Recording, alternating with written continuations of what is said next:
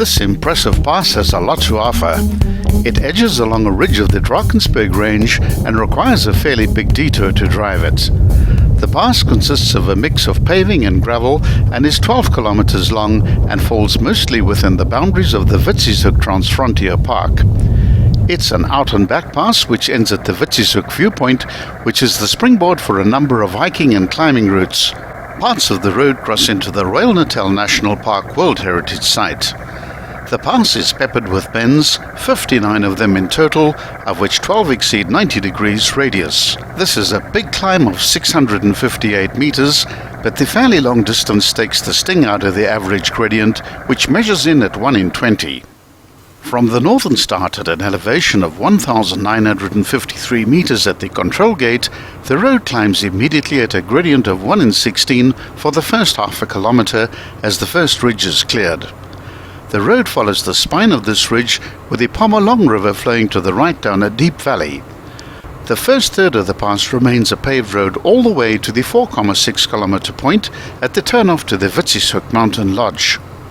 After climbing up this short ridge, at the 1.6 kilometer point, the road passes directly alongside a tall sandstone ridge on the right, which has overhangs and caves and makes for beautiful and spectacular scenery. Make a note to have your camera ready for at the 1.9 kilometer point, as there are cliffs above that form a half tunnel suspended high above the roadway. Shortly after this section of overhanging cliffs, the road enters a very tightly radiused 90-degree right-hand bend at the 2.3 kilometer mark and starts climbing very steeply at a gradient of 1 in 7. The route now turns through a series of easy bends all the while ascending and settles down along the spine of the main ridge into the southeast. About 3 kilometers off to the right, a big dam is visible with an unusual shape. The 4 rivers and ravines that feed into the dam give it the appearance of a hand and fingers from the air. This is the Fika Patso Dam with a capacity of 28 million cubic meters, which is a combined earthful-rockful dam wall located on the Namahidi River on the uppermost section of the Ilans, a tributary of the Wilge River. It was constructed in 1986 and its primary purpose is water for domestic and industrial use. Once through the third 90-degree bend at the 2.6 kilometer mark, the road straightens out and resumes its southeasterly heading, which gently turns ever more into the south via a few subtle bends. The gradients remain quite steep at 1 in 10, despite the absence of any sharp corners. All the while their dominant Sentinel Peak beckons on the horizon, and this is the final goal at the end of the pass. At the 5.8 kilometer mark, there's a prominent fork which is clearly signposted. The road leading away to the left is the access road, which is tarred, to the Witsieshoek Mountain Lodge, which is 1 kilometer further. If you're heading for the summit point of the pass, keep right onto the gravel section. The moment you reach the gravel, you'll need to reduce speed substantially as the gravel section can get quite rough in places. In wet weather or snow, a 4-wheel drive vehicle would be a much safer option. If you've not yet deflated your tires, this is a good time to do so. Tire deflation will provide your vehicle with improved traction and thereby safety.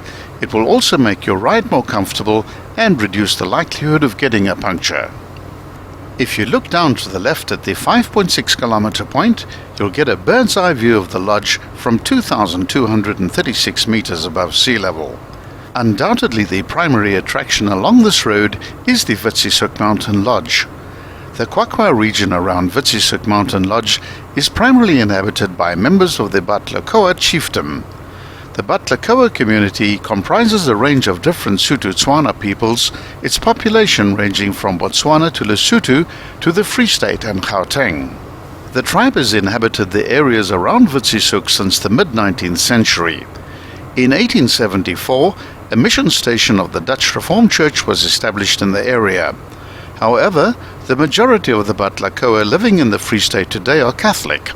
While elements of the traditional Batlakoa culture still survive today, such as traditional music and oral poetry, the community has adapted to a rapidly urbanizing population and culture centered on the ever-expanding capital of the Kwakwa region, which is Putari Chaba, meaning meeting place of the people.